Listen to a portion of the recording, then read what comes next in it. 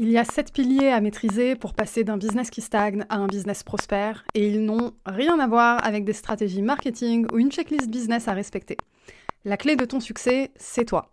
Ton mindset, tes croyances, tes peurs, tes rêves, tout ça a un impact direct sur comment tu agis dans ton business. Apprendre à maîtriser ces 7 piliers, c'est la clé pour révéler ton plein potentiel et passer au niveau supérieur. T'as envie de bâtir un business prospère, avoir plus de temps, plus d'argent, plus de liberté, puis juste créer la vie de tes rêves?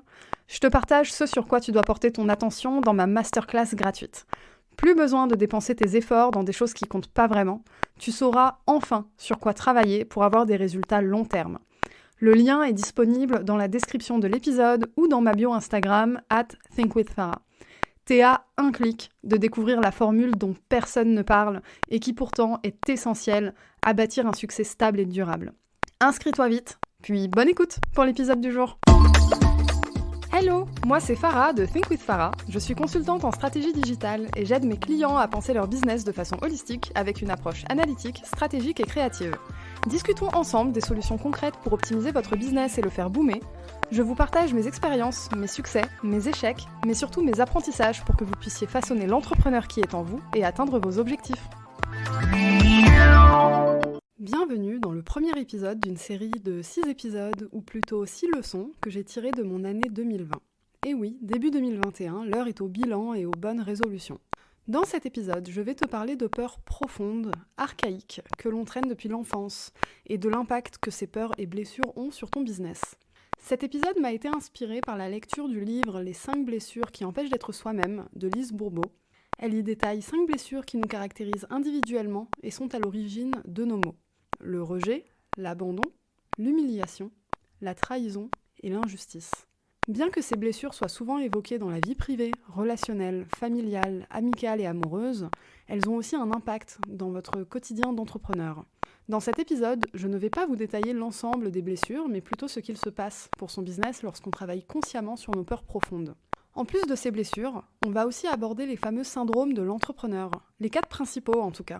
Le syndrome de l'imposteur, le syndrome de l'objet brillant, le syndrome de l'entrepreneur expert et le syndrome de l'entrepreneur sauveur. Chaque blessure et chaque syndrome réveille des peurs profondes en nous qu'il est essentiel d'identifier pour devenir la meilleure version de soi-même, pour soi et pour son business. J'espère que tu es bien installé et que cet épisode t'aidera à passer un cap dans ta vie et dans ton business. Bon, parlons des 5 blessures qui empêchent d'être soi-même. Je t'en ai listé 5, mais tu peux n'en avoir qu'une seule qui ressort, ou 2, ou 3. Cet épisode n'a pas pour objectif de te permettre d'identifier tes blessures. Je pense que la lecture du livre de Lise Bourbeau sera bien plus efficace pour ça. Par contre, je vais te parler des masques que nous portons pour compenser nos blessures. Ces masques sont des mécanismes de défense qui nous protègent au quotidien. Alors tu me diras, mais Farah, quel rapport avec son business ? Eh ben, bien qu'on gère un business avec sa tête, on reste quand même des êtres humains avec des émotions. Nous sommes un corps, un esprit et une âme, et c'est bien notre être tout entier qui gère notre business. Il est donc important d'être bien dans ses baskets. Parlons de la blessure du rejet et du masque de protection qui lui est associé. Il s'agit du masque du fuyant. Mais masque de fuyant, qu'est-ce que ça veut dire ? Eh bien ça veut dire que t'as tendance à te considérer comme nul et sans valeur, et du coup, tu trouves plein de moyens de fuite. Dans le livre, en moyens de fuite sont cités le sommeil, les drogues, l'alcool, mais moi là j'ai envie de parler de procrastination. On procrastine parce qu'on a la flemme, ou du moins c'est ce qu'on croit. En réalité, on procrastine pas parce qu'on a la flemme. On procrastine parce qu'on a peur de quelque chose. On angoisse de quelque chose. Mais alors ce quelque chose, qu'est-ce que c'est ? Bah là, en l'occurrence, ce quelque chose, c'est peut-être la peur du rejet. Rejet de ses clients, rejet de ses prospects, rejet de ses partenaires d'affaires. C'est-à-dire que là, juste avec la blessure du rejet, on parle de se considérer comme nul et sans valeur, donc on fait déjà le lien avec le syndrome de l'imposteur. Et en plus, on se dit que, peut-être qu'en guérissant la blessure du rejet, on va peut-être soigner notre problème de procrastination.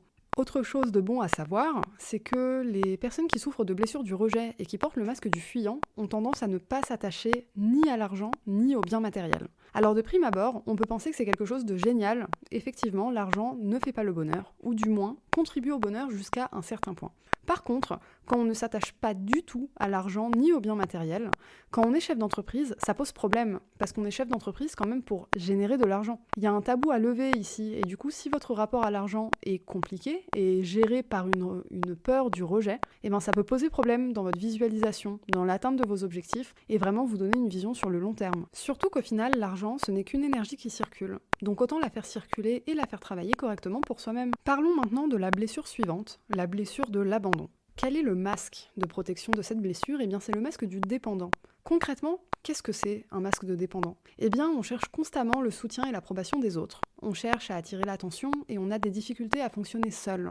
Alors ça peut mener à des schémas toxiques dans la vie privée, mais dans son business, qu'est-ce que ça peut donner ? Eh bien, par exemple, ça peut donner des difficultés à se mettre en avant, à faire du personal branding, et simplement à oser tenter quoi que ce soit. Et c'est bien dommage parce que c'est la base de l'entrepreneuriat. Si tu guéris ta blessure de l'abandon, par contre, tu chercheras beaucoup moins le soutien et l'approbation des autres. Et c'est une excellente chose parce que, en tant qu'entrepreneur, je le sais, tu le sais, le soutien et l'approbation des autres, c'est très difficile de l'avoir.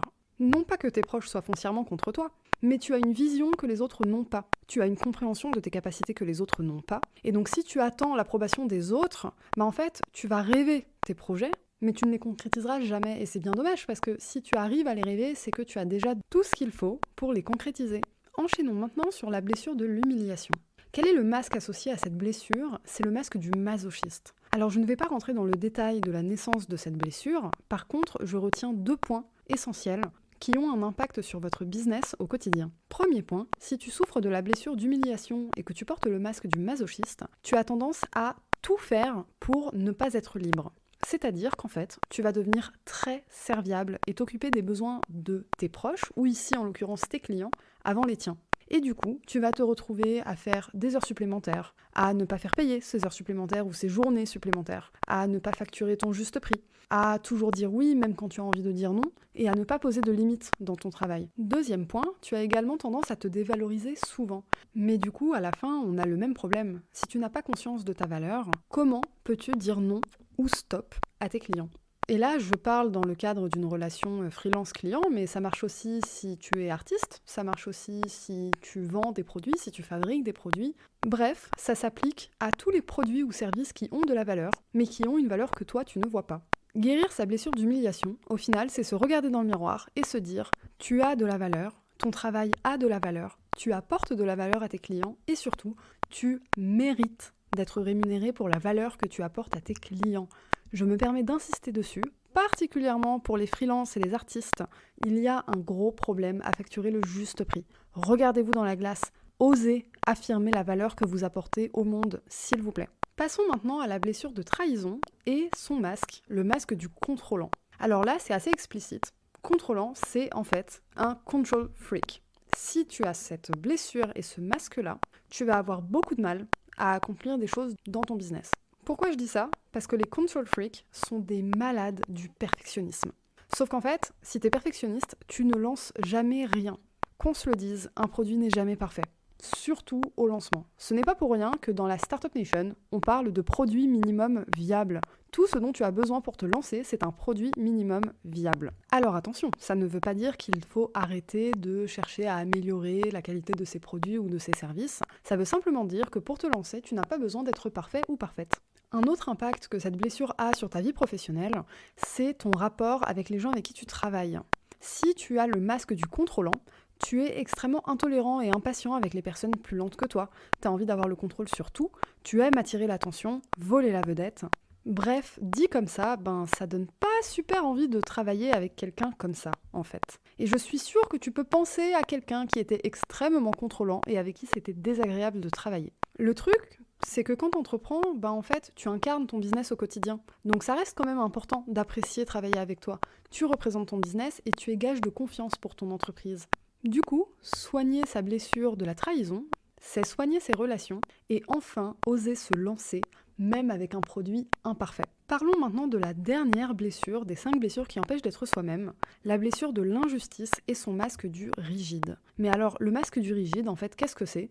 C'est tout simplement un contrôlant qui a le contrôle sur ses émotions. Si tu portes le masque du rigide, tu vas aussi être très perfectionniste, mais par contre, tu vas quand même être optimiste en surface. J'insiste sur le en surface. C'est important parce que le fait d'être optimiste, ça te permet quand même de lancer des projets. Tu as cette espèce de positivité qui te fait avancer.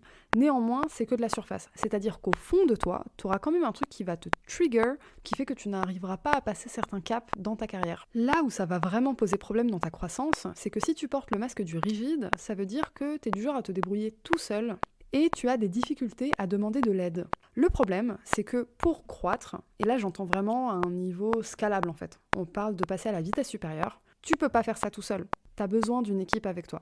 Si tu es rigide, tu n'arriveras jamais à déléguer correctement ton travail et donc tu vas te retrouver en fait avec tes capacités à toi, qui sont peut-être déjà très très bien, mais si tu as envie de passer à l'étape supérieure, tu vas te retrouver limité par ta propre blessure de l'injustice. Vous l'aurez compris, identifier ces blessures, c'est identifier ce qui nous limite dans notre business. Mais il n'y a pas que ça. Vous vous rappelez au début, je vous ai parlé des 4 syndromes de l'entrepreneur. Le syndrome de l'imposteur, de l'objet brillant, de l'entrepreneur expert et de l'entrepreneur sauveur. Oui, ce serait trop facile si on avait juste des blessures profondes d'enfance à guérir. On a aussi des syndromes qui nous poussent à l'auto-sabotage au quotidien si on ne fait pas attention. Prenons le syndrome de l'imposteur par exemple. Eh bien, souffrir du syndrome de l'imposteur, c'est souffrir d'un mécanisme qui pousse à se croire illégitime dans son travail et qui donne l'impression d'être une arnaque et de ne pas mériter les retombées positives de son travail. Du coup, au quotidien, qu'est-ce que ça donne ? Si tu souffres de ce syndrome-là, t'as probablement tendance à te surcharger de travail parce que t'as l'impression de ne pas être dans la réussite à moins d'être noyé sous la quantité de travail. T'as l'impression que si tu ne te surcharges pas jusqu'au cou, ce que tu fais, ça n'a exactement aucune valeur. Et même quand tu te surcharges jusqu'au cou, en fait, tu seras plutôt du genre à accorder tes réussites au hasard, aux autres, aux rencontres, mais jamais à ton travail ou tes propres compétences. Tu te placeras toujours en retrait par rapport à tes succès. Par contre, pour tes échecs, tu seras en première ligne de mire à t'auto-flageller. T'es un pro de l'auto-sabotage, tu te mets délibérément dans des situations difficiles, et ça pour justifier une pseudo-incompétence. En fait, quelqu'un qui souffre du syndrome de l'imposteur, c'est quelqu'un qui a l'impression d'être une fraude et de ne pas mériter sa place. Le truc, c'est que les personnes qui souffrent de ce syndrome sont généralement des personnes extrêmement compétentes. Alors du coup, je te le dis, non, tu n'es pas arrivé ici par chance. Les petits coups de chance de l'univers que tu as cru avoir dans ta vie, en fait, c'était la loi de l'attraction qui faisait son travail. Donc en fait, ta réussite, elle est entièrement méritée. Et là, je parle de ta réussite présente, mais aussi de ta réussite future. Encore faut-il que tu puisses te regarder dans la glace et de te dire, effectivement, j'ai de la valeur et je mérite tout ce qui m'arrive, j'ai travaillé pour ça, ce n'est pas uniquement de la chance.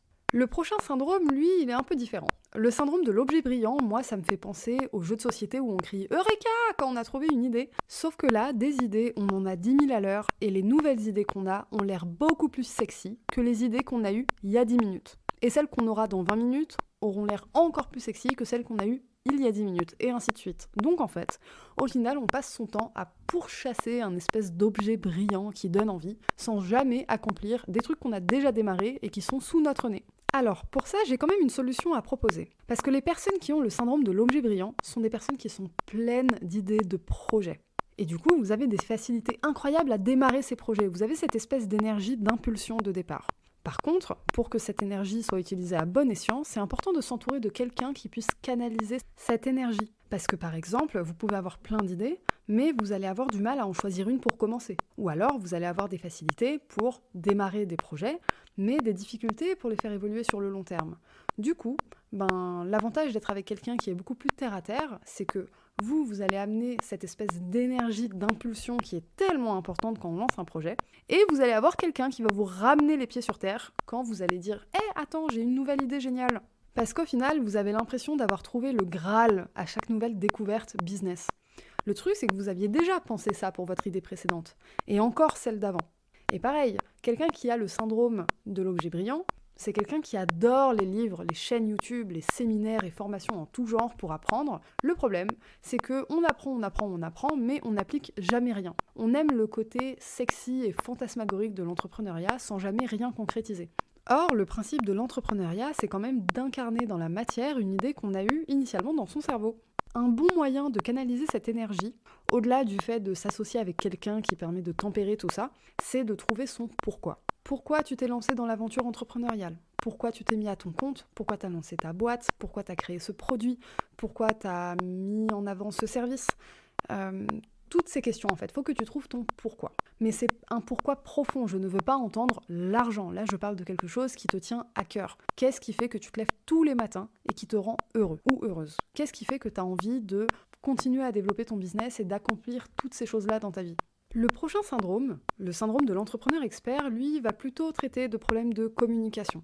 Le syndrome de l'expert, en fait, qu'est-ce que c'est ? C'est le fait d'emmagasiner de la connaissance et d'estimer que tout le monde a le même niveau de compétence que toi. Tu développes en fait un espèce de biais d'expertise qui fait que tu vas communiquer avec des personnes, donc ces personnes, ça peut être tes clients, ça peut être tes partenaires d'affaires, des prospects aussi, avec un langage qui n'est pas du tout adapté à ton audience. Par exemple, les questions « à qui je m'adresse vraiment ?» et « ma manière de communiquer est-elle adaptée ?»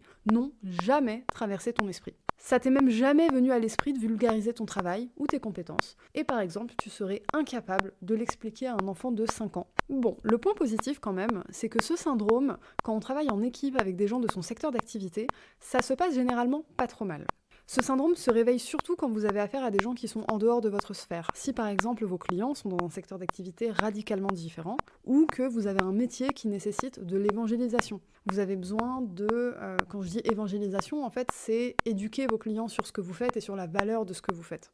Sans ça, vous pouvez utiliser tous les termes techniques que vous voulez, vous allez avoir quelqu'un en face de vous qui va vous regarder avec des points d'interrogation à la place des yeux parce que vous n'aurez pas été capable d'expliquer ce que vous faites. En fait, c'est simple, si vous n'arrivez pas à l'expliquer à un enfant de 5 ans, vous n'arrivez pas à communiquer tout court. Et ça, ça peut poser problème, parce que si par exemple vous êtes freelance, vous représentez votre business et votre capacité à communiquer est super importante parce que votre business repose sur les communications que vous avez avec vos clients, au-delà de vos compétences, bien sûr. Mais pour closer un contrat, pour signer un contrat, on a besoin de discuter, on a besoin de prouver ses compétences, etc. Si là, vous débarquez avec un ensemble de termes hyper techniques qui sonnent très bien, mais que votre client ne comprend pas, en fait, votre client, il va vous regarder en mode « Ok, ça a l'air bien, mais j'ai pas compris concrètement ce que tu vas faire. » Et ça pose problème, au final. Passons maintenant au dernier des 4 syndromes principaux de l'entrepreneur, le syndrome de l'entrepreneur sauveur. Alors là, si tu as ce syndrome, tu es quelqu'un de disponible, de dévoué, tu as tendance à fournir des efforts surhumains pour aider les autres, mais tu te délaisses complètement et tu ne penses pas à toi. Alors là, tu peux être dévoué pour tes proches, tu peux être dévoué aussi pour tes clients au point de t'oublier un petit peu au passage. Le truc, c'est que même si tu n'as ça que dans ta vie privée, en fait, à force d'aider tes proches, tu n'auras même plus d'énergie pour développer ton business. En fait, tu vas faire passer tout et tout le monde avant toi.